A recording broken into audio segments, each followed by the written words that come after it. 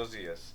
Somos estudiantes de medicina de la Universidad Norbert Wiener y el día de hoy por este medio vía Meet conllevaremos la entrevista sobre la salud y bienestar y el control y prevención de enfermedades infecciosas e intrahospitalarias.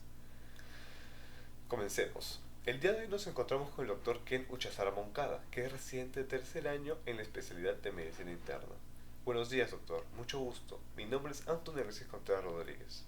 ¿Cómo se encuentra el día de hoy? Y denos una breve introducción de usted y de ahí pasaremos a las preguntas. Muchas gracias. Muy bien, la verdad. Bien, chicos, saludos, muy buenos días. Y bueno, ya como verán, pues en el trabajo, ¿no? Acá viendo todavía, dando un tiempito para poder conversar con ustedes. Bueno, gracias por eso, doctor. Ahora pasaremos a las preguntas. Doctor, ¿cuáles cree usted que son las principales medidas de prevención contra las infecciones hospitalarias? Bueno, las principales medidas en sí en todo, ¿no? Para la prevención tanto de infecciones, tanto intra y extrahospitalarias, ¿no? Lo consideramos según las normas técnicas que tiene el MINSA y todo eso. Primero, el lavado de manos, ¿no? El lavado de manos es un método el que recomiendan las guías, ¿no? Para la prevención de múltiples enfermedades, y más aún en un hospital, ¿no? Entonces, además del uso de los equipos de protección personal. Como verán y van a poder ver ustedes en sus prácticas hospitalarias, es por protocolo cada vez que nosotros examinamos a un paciente. Si no tenemos la indumentaria correcta, por lo menos el lavado de manos, ¿no?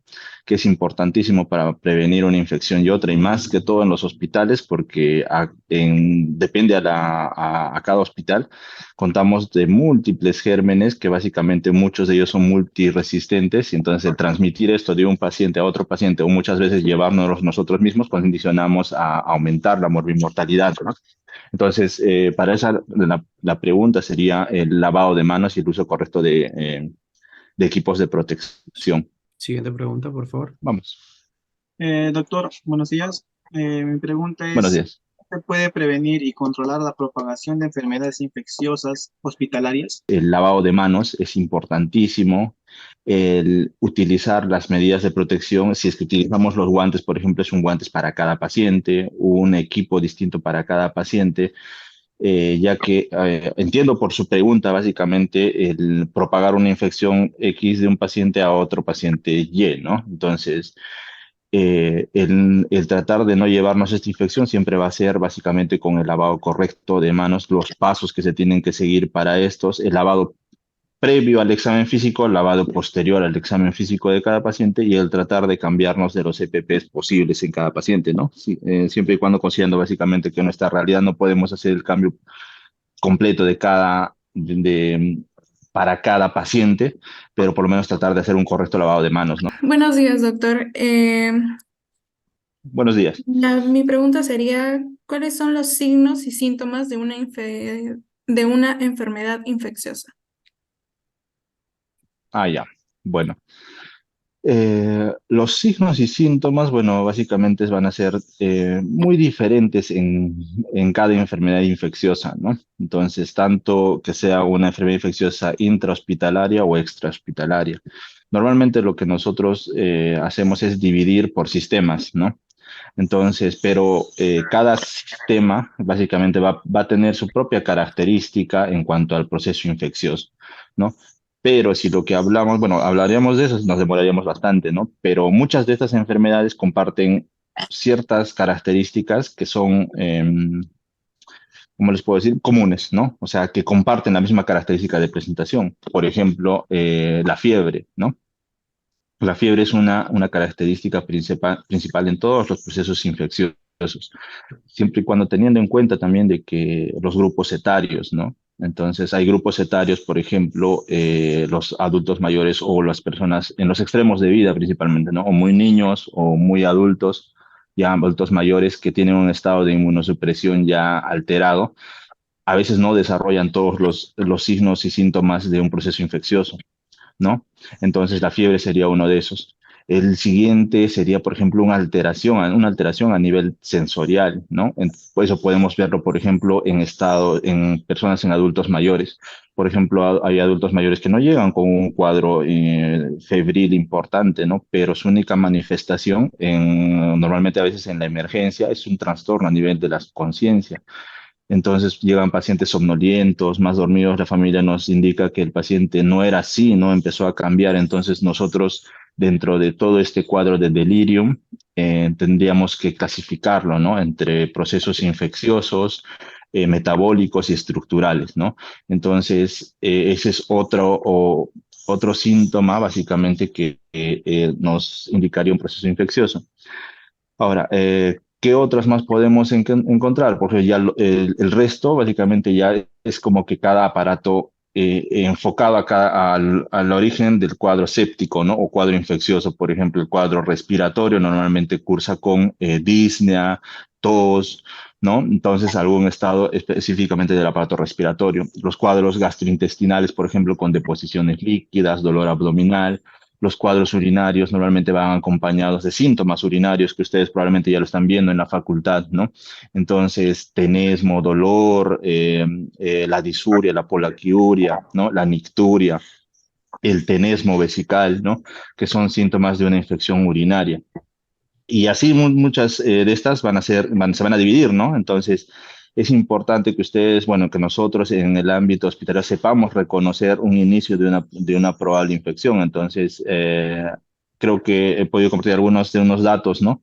Que son de síntomas generales o sistémicos, básicamente, y síntomas enfocados a cada órgano o a cada aparato que va al proceso infeccioso, ¿no? Entonces, son muy variables. Gracias. Siguiente pregunta, chicos. Buenos días, doctor. Me llamo Raúl y mi pregunta es esta. ¿Cuáles son los desafíos más comunes sobre la prevención de infecciones intrahospitalarias? Ah, ya. Bueno. Bueno, los desafíos más comunes, bueno, entre el orden que yo pondría, bueno, personalmente, ¿no? Entonces sería probablemente en algunas ocasiones nuestro desconocimiento, ¿no? O falta de capacitación probablemente porque, como les había mencionado, para la prevención de enfermedades o la transmisión de transmitir de un paciente o de una persona a otra, es el lavado de manos, ¿no? Que muchas veces no lo hacemos correctamente.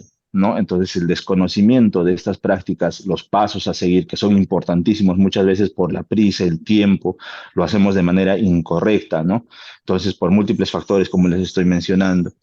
Entonces, el desconocimiento sería uno de ellos. Ahora, los desafíos importantes son muchas veces el material, que en algunos lugares es muy deficiente, no hay el material adecuado en múltiples centros de salud, hospitales, puestos, lo que se les vaya a ocurrir. En algunos puestos no existen todos los materiales de EPPs correctos para el personal de salud, ¿no? Entonces, ese sería un segundo factor, ¿no? El tercer factor probablemente ya tendríamos que ya clasificarlo temas de estrés, probablemente problemas ya de estrés laboral, ¿no? En el que también influye igualito, por el mismo estrés no cumplimos muchas medidas de bioseguridad que son importantísimas para evitar la transmisión tanto de paciente a paciente o del paciente hacia nuestras mismas personas, ¿no? Entonces, son los desafíos que básicamente son que debemos corregir para que evitemos la transmisión de múltiples enfermedades, ¿no? Mi nombre es Kenji Aquino, soy estudiante de medicina y mi siguiente pregunta es, ¿cómo se realiza la vigilancia epidemiológica en infecciones hospitalarias? Bueno, la vigilancia epidemiológica se da de acuerdo a los reportes que hacemos, ¿no? Entonces, normalmente hay cuadros epidemiológicos de la microbiología que hay en cada hospital, en cada servicio en nuestro hospital, ¿no? Entonces, característicamente en nuestro hospital, por ejemplo, cada servicio tiene un cuadro en donde sabemos o se informa mensualmente cuáles son los agentes etiológicos que causan mayor infección, ¿no? Intrahospitalaria. Característicamente, por ejemplo, normalmente son infecciones, las neumonías intrahospitalarias y las infecciones de las vías urinarias, ¿no? Intrahospitalarias. Entonces, estas dos son las principales, habiendo las otras, ¿no? Entonces, por ejemplo, las bacteriemias, ¿no? Pero la vigilancia epidemiológica básicamente está encargada del servicio de epidemiología, pero se hace en base a lo que nosotros solicitamos normalmente, los reportes que hacemos de que un paciente, si no llega con un proceso infeccioso posteriormente a los días, por ejemplo, en el caso de la neumonía intrahospitalaria, intrahospitalaria, al segundo día presenta síntomas respiratorios y normalmente lo que hacemos es tomar los cultivos, hacemos los cultivos de secreciones, ¿no? Los cultivos de los hemocultivos, que siempre es importante tomar por lo menos dos cultivos, ¿no? En un paciente que esté afebril probablemente, para que veamos la etiología y el microorganismo causante, ¿no? Entonces, con estos cultivos es que el área de epidemiología arma un cuadro en donde, ¿no? Ya nos reportan y nos informan cuáles son los agentes que predominan en nuestro servicio y en todo el hospital, ¿no? Posteriormente ya lo juntan y ven cuál es la microbiología más importante en todo el hospital, ¿no? Entonces nosotros nos basamos, normalmente tengo entendido que es por los cultivos que nosotros mismos vemos en todos nuestros pacientes, ¿no? Y cuáles causan mayor mortalidad en estos pacientes. Por ejemplo, en mi servicio yo tengo conocimiento de que los agentes etiológicos más importantes de infecciones intrahospitalarias en mi servicio son la Pseudomonas aeruginosa, que es la principal, seguida de la Cinetobacter baumannii y posteriormente está lo que es el E. coli, ¿no? Que se ha demostrado que también hay bastante en nuestro cerebro. Y muchos de estos es importante ver la resistencia que tienen, ¿no? Porque hay algunos de ellos que son sensibles, ¿no? Algunas, pero ya en un hospital se imaginarán de este nivel, por ejemplo, es que la mayoría son muy resistentes.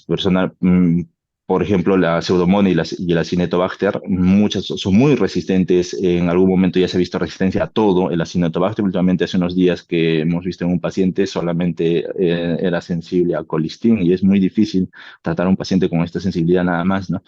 Entonces, son muy resistentes y la vigilancia epidemiológica se hace de esta manera, ¿no? ¿Alguna otra pregunta? Sí, doctor.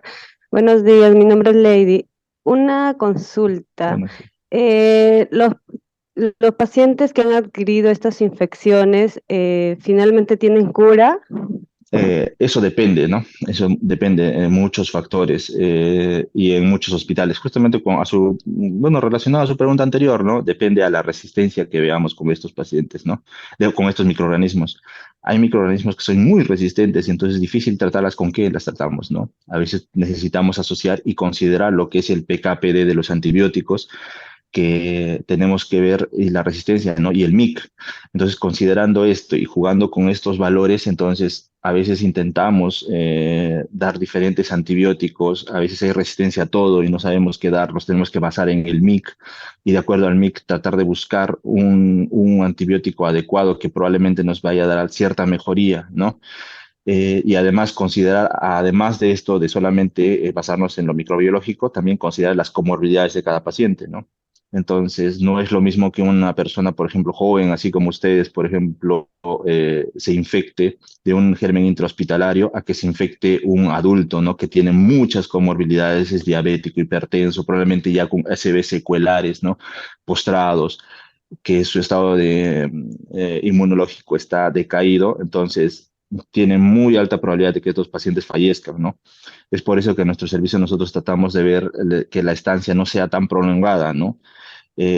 Tratamos de que el paciente esté compensado hemodinámicamente, tratar la patología de ingreso, hacer un buen diagnóstico, iniciar un buen tratamiento y dar de alta lo más pronto posible para que el paciente tenga mayor expectativa de vida, ¿no? Si nos demoramos por X razones y un paciente adquiere una enfermedad intrahospitalaria con esta múltiple resistencia y si tiene comorbilidades, entonces el porcentaje de mortalidad es muy alto. Es muy, muy alto, la verdad. Bueno, muchas gracias por sus respuestas y por la participación en esta entrevista, doctor. También gracias por resolver nuestras Chicos, dudas, doctor Kenneth ok, Chazala. chicos. Hasta la Ok, próxima, chicos, doctor. entonces un gusto igualmente, cuídense y ya nos estamos viendo en otra ocasión. Chao, chao. Muchas gracias, doctor.